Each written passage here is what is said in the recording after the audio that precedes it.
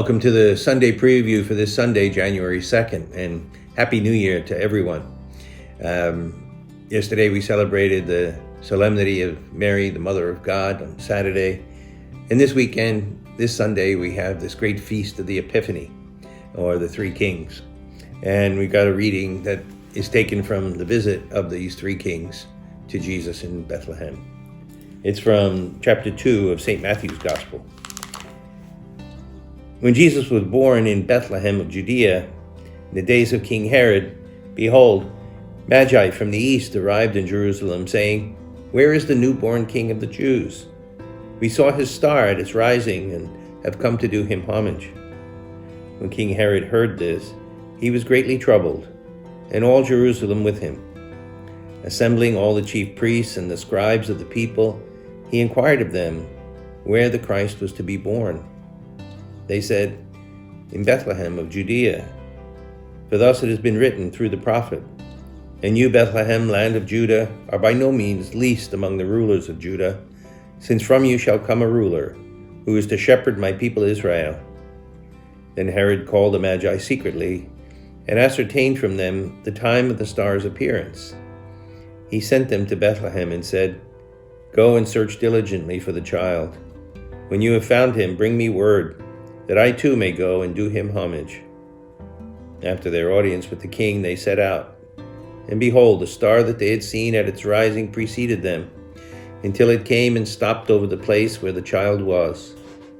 They were overjoyed at seeing the star, and on entering the house, they saw the child with Mary, his mother. They prostrated themselves and did him homage. And then they opened their treasures and offered him gifts of gold, frankincense, and myrrh. And having been warned in a dream not to return to Herod, they departed for their country by another way. The Gospel of the Lord. Well, this is a kind of charming story of the three kings, kind of mysterious kings from the east, it says. We don't know who they are. And Christian tradition has come up with a lot, even given them names and places where they came from. But we don't really know. But I think just to highlight one or two points from this story, they're following a star. And that star, I think, represents the Holy Spirit that guides us all. And then when we look up for guidance from above, that guidance leads us to Christ. The Holy Spirit will lead us to the truth. And these men, whoever they were, wherever they came from, were seekers of the truth. And that's a hugely important characteristic to have, to always be seeking the truth. The second thing that you notice in the story is that they go to the palace of the local king to look for this newborn king. Very logical. The star led them as far as Jerusalem, and they knocked on the door of the palace. But very quickly they find out that there's no newborn king there. And in fact, there's nobody in that palace that's particularly interested in any newborn king.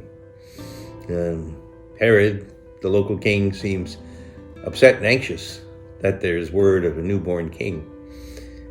And they go out to Bethlehem after consulting theologians, and the star leads them to a little cave where there are a mother and a father and a few shepherds and a few animals living in poverty, homeless, humility, simplicity.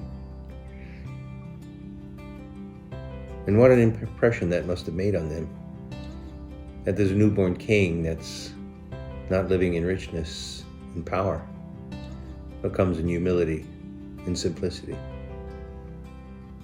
What they must have thought about that.